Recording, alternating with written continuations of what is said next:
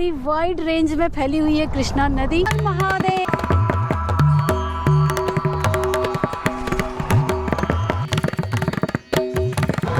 तरह के गजरा यहाँ पर मिलता है। ज्योतिर्लिंग में से एक है मल्लिकार्जुन जो महाबलेश्वर से इधर तक आ जाता। महाबलेश्वर वो आ रहा है, माता रानी दिख रही है। मंदिर वहाँ पर देखो, सामने मंदिर दिख रहा है। हर महादेव। दोस्तों आज मैं हूँ साउथ, तो 12 ज्योतिर्लिंग में से एक है मल्लिकार्जुन ज्योतिर्लिंग जो दूसरे नंबर पर आता है।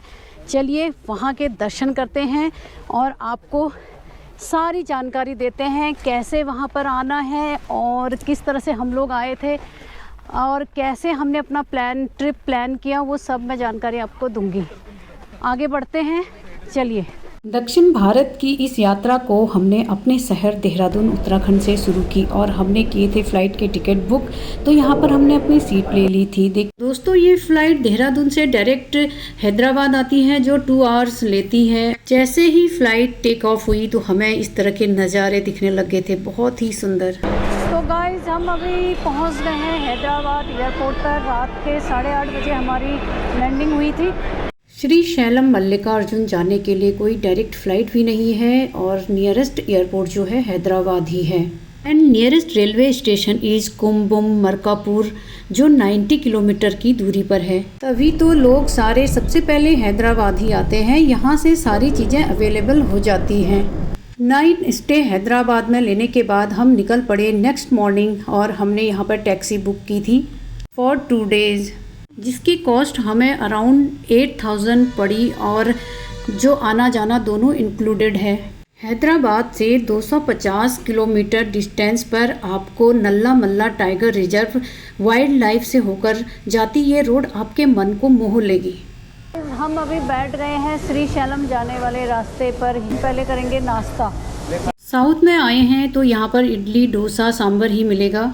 यहाँ पर जैसे हम आगे बढ़े तो हमें देखने को मिला ऑक्टोपस शेप का ये लेक और व्यू पॉइंट है बहुत ही सुंदर। इसी व्यू पॉइंट से आगे निकले तो एक और पॉइंट मिला जहाँ पर हमें लंच करना था। तो ये है हिल टॉप व्यू, एक रेस्टोरेंट और रिजॉर्ट।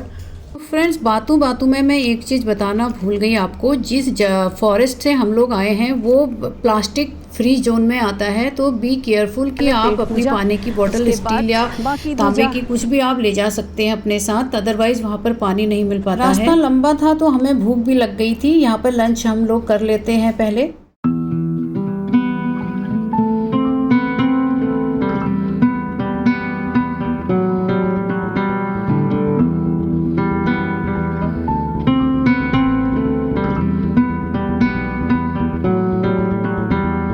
तो दोस्तों रास्ते में श्री शैलम जाने के लिए ये आ गया है बहुत ही बड़ा ब्रिज और इस ब्रिज के ठीक उस तरफ देखेंगे श्री शैलम डैम बना हुआ है और जो ये नदी है कृष्णा नदी पर ही बना श्री शैलम डैम उस तरफ, और इस तरफ है आप देख सकते हैं बोटिंग भी कर सकते हैं।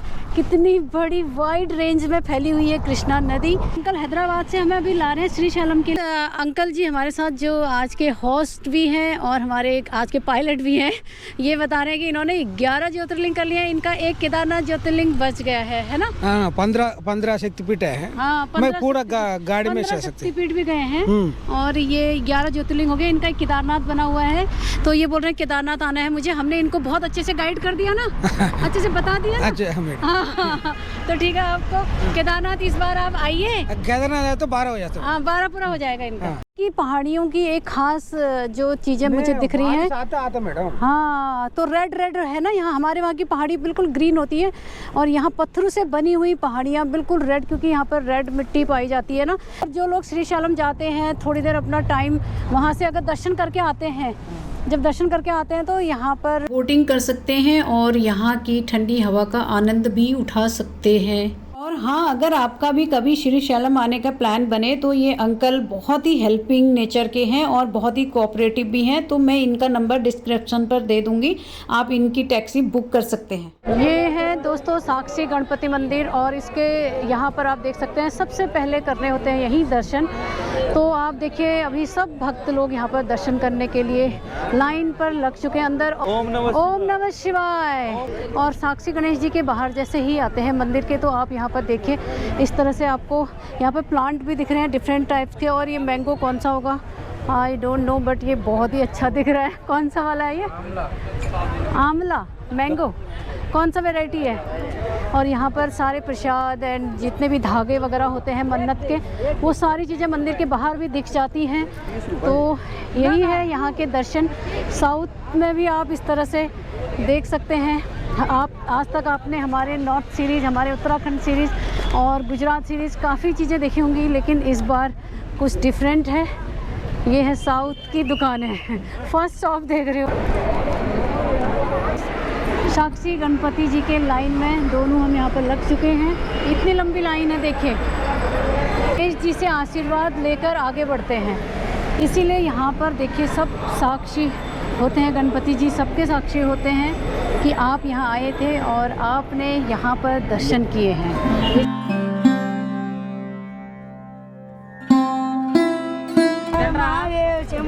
शंभो शंकर गजानन, जोर से बोलो, जोर से बोलो, हर हर महादेव। फाइनली हम श्री शैलम मल्लिकार्जुन यहाँ पहुँच गए हैं और हमें यहाँ पर होटल हमने ले लिया है। चेक इन ऑनलाइन हमने बुक किया था जो रूम, वो हमें पसंद नहीं आया, फिर हमने इन्हीं का एक और रूम ले लिया जो मैं आपको फटाफट दिखा देती हूँ। ये सारा रूम जो हमने अभी जस्ट हमने चेंज किया, क्योंकि जो रूम हमने ऑनलाइन बुक किया था वो रूम हमें पसंद नहीं आया। और यहाँ पर लगे हुए हैं 2 बेड, आप देख सकते हो। और ये लोग इस बेड, यहाँ पर इस रूम को डीलक्स रूम बोलते हैं। यहाँ आगे देख सकते हो आप, एक बाथरूम बना हुआ है, एक अलग से टॉयलेट है, शीशा यहाँ लगा हुआ है, पूरा बड़ा रूम है। और इसकी कॉस्ट इन्होंने 3000 तकरीबन का ये रूम है। यहाँ पर आप जितने भी ऑनलाइन रूम देखते हैं तो वो रूम में जब हम यहाँ पर आते हैं तो कुछ ना कुछ कमी रह जाती है, इसलिए जब भी आप रूम बुक कराएं तो अच्छे से करा सकते हैं। यहाँ पर देव स्थानम बोर्ड के भी रूम्स हैं, पर वो अवेलेबल नहीं थे इस टाइम, तो हमने ऐसे ही रूम बुक करा दिया था। तो फ्रेंड्स, अभी हमारे स्पर्श दर्शन में काफ़ी समय था, तो हम लोग, हमारे होटल के पास में ही एक पार्क है, रुद्रा पार्क, जो काफ़ी फेमस है यहाँ पर श्री शैलम में। सारे लोग यहाँ पर अपनी फैमिली लेकर आते हैं, तो हमारे साथ अंकल जी ने बोला कि आप लोग भी चलिए, एक बार इस पार्क का नज़ारे से अवगत करा लेते हैं। तो यहाँ पर देखिए किस तरह से बैलगाड़ी को बनाया गया है और बच्चे इसमें काफ़ी इंजॉय भी कर रहे थे। तो अभी देखो सनसेट का भी टाइम हो चुका है और वो एक पॉइंट है जहाँ से पूरी डैम की आपको बिल्कुल ऊपर जाकर एक बार व्यू पॉइंट पे चले जाते हैं। तो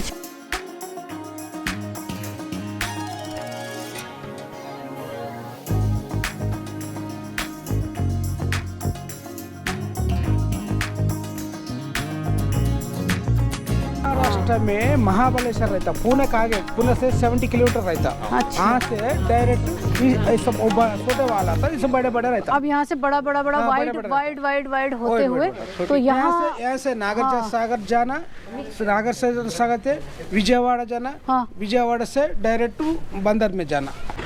तो ये शाम का टाइम है, मंदिर अभी हमें पीछे से हम देखने को मिल रहा है। शाम को हमारे स्पर्श दर्शन होंगे, हमने बुक करा रखा है। ये है एग्जिट गेट। हम एक ऐसे कुंड के पास आ गए हैं जहाँ पर देखिए पूरा पानी किस तरह से आ रहा है। यहाँ पर बहुत फ्रेंड्स, अगर हम यहाँ तक आ गए हैं तो मैं पूरी कोशिश कर रही हूँ कि आपको एक एक चीज़ से वाकिफ कराऊँ। तो देखिए यहाँ पर बहुत ही अच्छा सौंदर्यीकरण किया गया है, तो मंदिर के पीछे की तरफ है। इसके बाद हम एक और पॉइंट पर आ गए हैं जिसका नाम है पाताल गंगा। और यहाँ पर देखिए ट्रॉली ऊपर से नीचे की तरफ जा रही है। वहाँ पर पता चला है कि पानी नीचे पाताल मतलब धरती से पानी निकलता है, उसी को देखने के लिए सभी लोग जा रहे हैं और हम लोग नहीं जा पाए क्योंकि शाम हो गई थी। तो लीजिए, अब हम मंदिर के बिल्कुल पास आ गए हैं। हमने 12 ज्योतिर्लिंग के दर्शन का संकल्प जो लिया है उसमें से 6 हमने ऑलरेडी कर चुके हैं। आज हमारा 7वां मल्लिकार्जुन के दर्शन हो चुके हैं और वहाँ से माता के भी दर्शन कर दिए हैं। एक सिद्धिपीठ भी है यहाँ पे माता का, तो वहाँ से हमने प्रसाद भी ले लिया है। हर हर महादेव, हर हर महादेव। पर से अभी मंदिर दिख रहा है पीछे, आप देख सकते हैं। तो आज आप सोच रहे होंगे मैं कहाँ आ गई हूँ। जैसा कि मैंने अभी पहले आपको बताया कि मेरी साउथ सीरीज शुरू हो रही है, तो हैदराबाद से 250 किलोमीटर की दूरी तय करके हम पहुँच गए हैं श्री शैलम मल्लिकार्जुन। तो मल्लिकार्जुन आपकी यहाँ पर मल्लिका मतलब होता है माँ पार्वती और अर्जुन मतलब भगवान शिव। तो यहाँ पर भगवान शिव और माता पार्वती के एक साथ दर्शन हो जाते हैं। हमने कल रात कर दिए हैं और यहाँ पर मान्यता के अनुसार एक बार भगवान गणेश जी और कार्तिकेय जी पे जिद छिड़ गई कि सबसे पहले शादी किसकी होगी। तो भगवान शंकर जी ने एक समाधान निकालने के लिए कहा कि जो सबसे पहले पृथ्वी का चक्कर लगाएगा उसकी शादी सबसे पहले होगी। तो यहाँ पर गणेश जी, कार्तिकेय जी तो अपने सवारी लेकर चले गए पूरा पृथ्वी का चक्कर लगाने, और गणेश जी ने अपनी बुद्धि का इस्तेमाल करते हुए अपने माता पिता के ही चारों तरफ चक्कर लगाने के बाद ही उन्होंने सारे संसार की परिक्रमा कर ली। तो इस प्रकार प्रसन्न होकर भगवान शिव और माता पार्वती ने उनका विवाह कर दिया। जब कार्तिकेय जी वापस आए तो उनको पता चला कि यहाँ तो गणेश जी का विवाह हो चुका है, तो वो नाराज़ होकर यहाँ दक्षिण के कैलाश यहाँ पर पधारे और यहाँ तपस्या में लीन हो गए। इस प्रकार भगवान शिव और माता पार्वती ने देखा कि हमारा पुत्र नाराज़ है, तो वो यहाँ आए और उन्होंने ज्योति के रूप में अपने पुत्र को दर्शन दिए यहाँ पर। और तब से यहाँ मंदिर में जब हमने कल दर्शन किए थे वहाँ पर दीपक जला के दर्शन करा रहे थे। कोई लाइट नहीं है गर्भगृह में। श्रीशैलम जो पड़ता है आंध्र प्रदेश में, और यहाँ पर काफ़ी कोशिश की मंदिर के शिखर के आपको दर्शन करा पाऊँ, लेकिन अभी मुझे एक ऐसा पार्क मिल गया जहाँ से भगवान का शिखर बिल्कुल बहुत क्लियर दिख रहा है।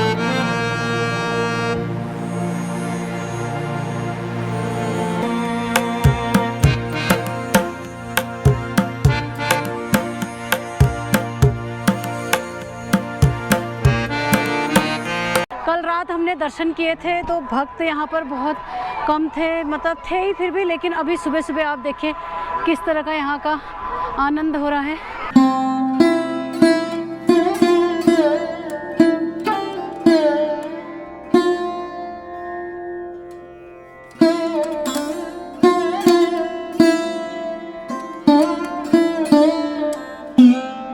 हर हर महादेव बोलिए जोर से, जोर से बोले हर हर महादेव।